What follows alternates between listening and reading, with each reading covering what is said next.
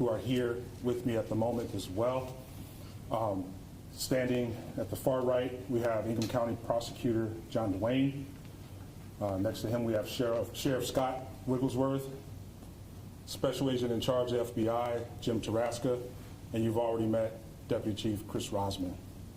Wanted to thank you for coming to share us as we update our community in regards to tonight's events. We will get directly to the most recent update with that, and then we'll have comment and questions.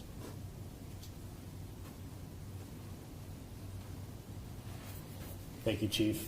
Again, Chris Rosman, Deputy Chief with Michigan State University Police and Public Safety.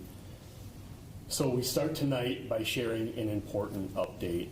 And that update is the suspect in this incident was located outside of the MSU campus. And it does appear that that suspect has died from a self-inflicted gunshot wound. It is confirmed that he is deceased. This truly has been a nightmare that we are living tonight, but we have remained laser focused on the safety of our campus, our students, and the surrounding community. We are relieved to no longer have an active threat on campus, while we realize that there is so much healing that will need to take place after this. Again, to reiterate the update, there is no longer a threat to campus. We believe there to only be one shooter in this incident, and there is no longer a need to shelter in place on campus. There is no longer a threat on campus. We are sad to report that there have been 3 confirmed fatalities. This is in addition to the 5 victims who were injured and transported to the hospital. Some of those 5 victims still have life-threatening injuries. Out of respect for the families, and while we continue our active investigation, we cannot confirm any personal information about any of the victims at this time. Again, we want to reiterate to everybody that we know there is a lot of information that's being shared on social media and being said on the scanner. Please continue to get your information from us. We are committed to sharing timely and transparent information. Our hearts are with those who have been affected by this senseless act of violence. Giving an update like this is never easy. As a father, I can only imagine how parents are feeling right now. This will be the beginning of a long healing process for everyone who has been affected. That is the initial information that we're able to share at this point. I'll conclude by saying, again, that this is still a fluid situation. There are several different crime scenes that we are processing with our state and federal partners. And there's a lot of work that still needs to be done. At this time, I'm going to turn it over to Special Agent in Charge James Taraska from the FBI.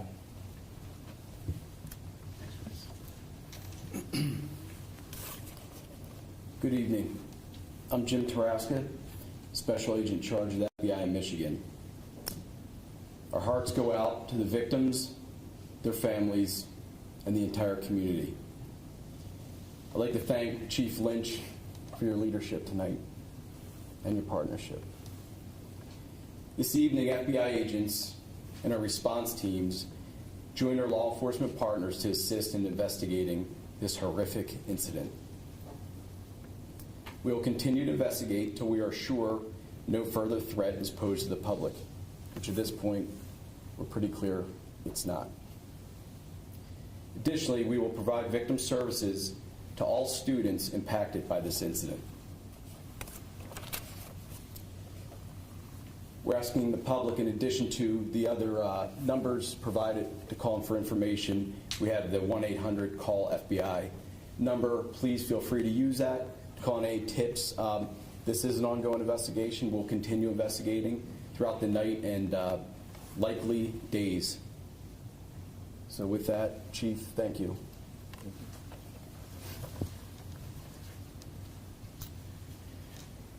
In addition to the FBI tip line, we have countless investigators from not only the MSU, Police and Public Safety, but our local, county, state, and federal partners assisting us with this investigation, and there still is a lot to do. I'm going to provide another 800 number and email address for anybody that may have any information that will help our investigators as we put the pieces together for this incident. That phone number, and we'll also share it on our social media, is 844-99-MSUPD. Again, 844-99-MSUPD. And our tip line is tips, T-I-P-S, at police.msu.edu. Our investigators will continue to work tonight and around the clock to process the crime scenes and start to put the pieces together to try to understand what happened here tonight. At this time, we will open it up for a couple questions. I just want to say, please understand that we are sharing information as quick as we can. There's a lot that we don't know at this point. This is still dynamic, it's still fluid, and we will do our best to answer your questions. I'll start right here in the front. Is the suspect a faculty member, a student? What can you tell us about him? So we are unsure of any affiliation that the suspect had to the university. Our investigators and officers are still working to determine his identity. Once his identity is determined, we will then look to what connection he may have had to our community here, but at this time, that's still part of our investigation. Just to follow up along the same lines, are the victims in this instance students? So we continue to work to identify the victims in this case out of respect for their families. As we work through the process, we are not going to identify or confirm if any of the victims at this point are MSU students. That is something that we are quickly working to determine, and that will be a priority for us. In the back. Can you describe if they're men or women for the victims? I actually don't have that information. All we can confirm at this point is 3 fatalities at the scene on campus and 5 victims that were transported. That is all the information that we have. However, we will work to determine the specific identity of those victims and their affiliation to campus, if any. Over here. Were the shootings limited to the Union and Berkey? And then also, there were reports that the suspect was found with a backpack with magazines and another gun. Are you able to say if that's the case? So the first question was the location of the shootings. We can confirm that the first shooting occurred at Berkey Hall, and the second subsequent shooting occurred at the MSU Union, which is adjacent to Berkey Hall. Victims were located at both of those locations. There were no other scenes, or a shooting did not take place at any other location. There were erroneous reports that there were additional shooting scenes, and that is not true. The question about what the suspect had in his possession when he was contacted, I cannot confirm that right now. We did release some pictures of the suspect. I cannot confirm if he was possessing a bag at that time. Go over here. Do we know what type of gun was used? We do not at this point. We do not have that information. That will be part of this investigation in terms of what type of weapon was used. We do not have that information at this time. Our investigators are working. That's part of the investigation that we're putting the pieces together right now. Go over here. Do you have any information about what the motive was for this?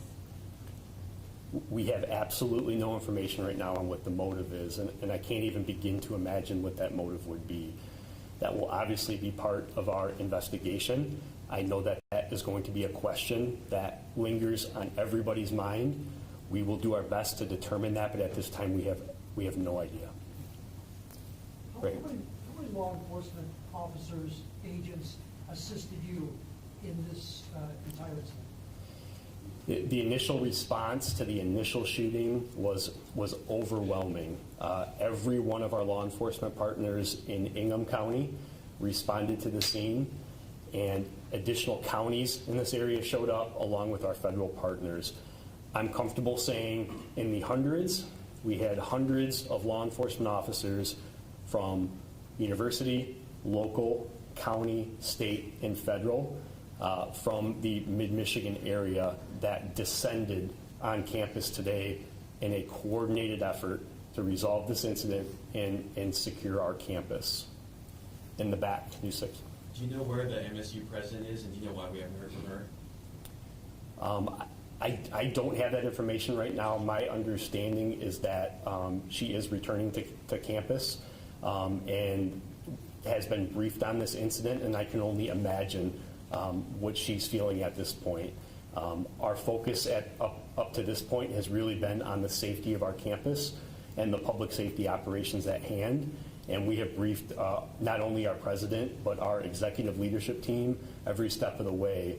In addition to that, we activated our Emergency Operations Center and put our plans in place that we have planned for an incident similar to this. We initiated those plans, and part of the reason that it was as smooth on our end as it was in this tragic situation was because of the pre-planning, the emergency plans, and the training that we do countywide for responding to active violence incident.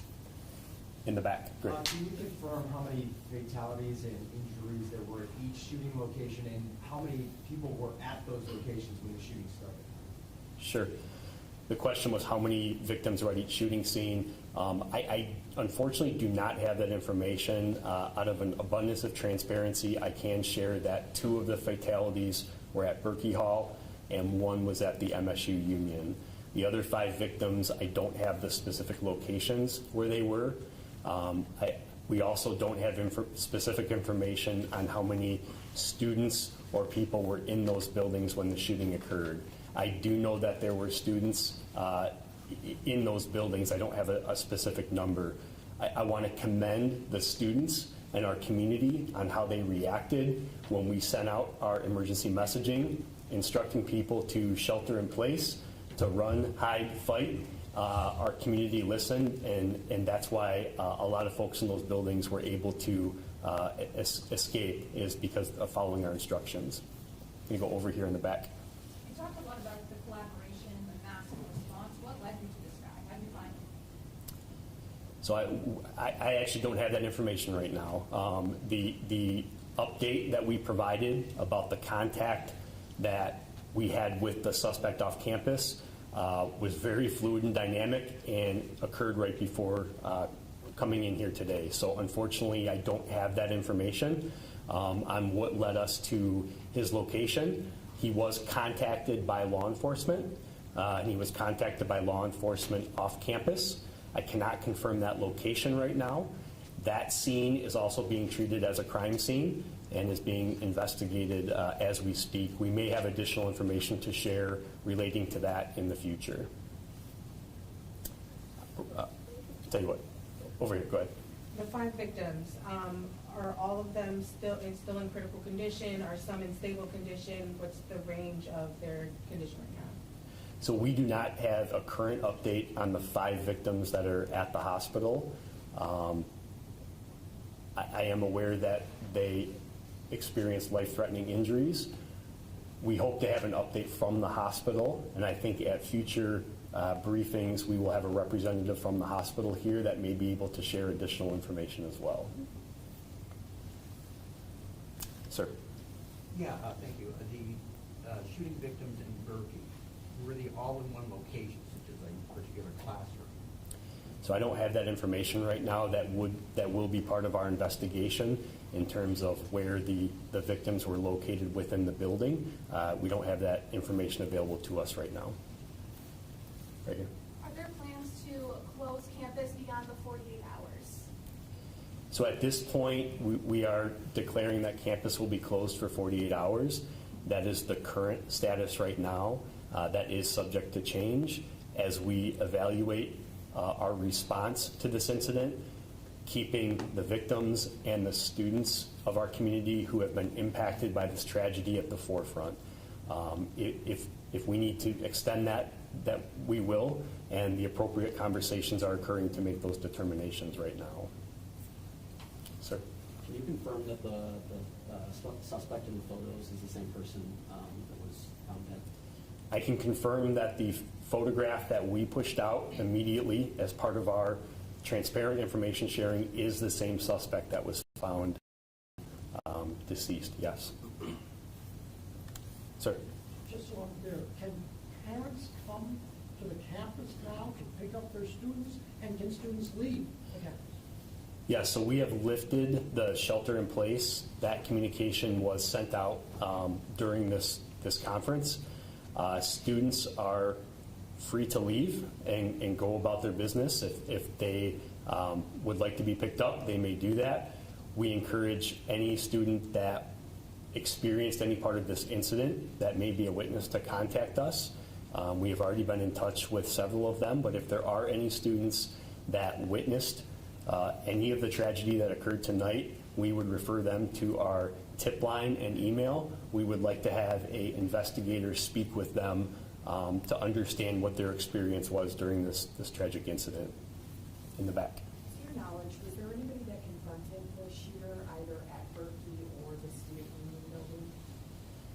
We do not have any information on whether anybody confronted the shooter at either one of those buildings, one way or the other. Part of the investigation, we will look at the sequence of events and what occurred at each building, and that's why we encourage any students or witnesses to come forward to help us piece the sequence of events together. Go ahead. Were any campus threats reported in the last few days or on social media? And then how did police find the suspect? Did he shoot himself prior to police interaction? So we have not received any threats to campus in the last several days or before this incident. We have not received any threats to our knowledge. Obviously, our state and federal partners are constantly monitoring different sources to provide information to us. And to my knowledge right now, we were not aware of a threat before this. What was the second part of your question? How did you all stop the suspect? Did he shoot himself before he made contact with you guys? So I don't have the particular details on the encounter that happened when law enforcement confronted the suspect off campus. That will be part of our investigation as well, but I don't have the specific details of how that incident transpired. What was the first time that the call came in? The first report that we received was at 8:18 p.m. 8:18 p.m. We responded in force. We had officers on scene, not only from MSU Police and Public Safety, but East Lansing Police Department, the Michigan State Police, the Ingham County Sheriff's Office, Meridian Township Police Department, initially responded to that scene within minutes. We had officers in the building following their active shooter protocol and going towards the threat. While officers were in Berkey Hall, the suspect moved over to the Union, and when the incident took place there, officers quickly redeployed to the Union, and that's when the suspect left out the north door of the Union, which was the point that he was last seen. We'll be taking one more question, and then we'll provide an additional update at 1:30 a.m. So we'll take one more question, and we are going to do another update at 1:30, which is a little less than an hour from now. Go ahead. I know the scene with the shooter is still ongoing. You just found out about it, but was he in an off-campus apartment, in a car? What was the location in which you found the suspect? So we're not going to share any information right now about that specific location where that occurred. I can assure you that it was off campus. It wasn't directly near campus at all. It was in an off-campus location. Because that scene is still active as well, we're not going to disclose that particular location right now. So again, we really do appreciate everyone.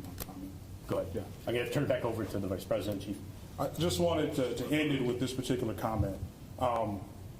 We can't describe and appreciate the response that we have from our partners in our community.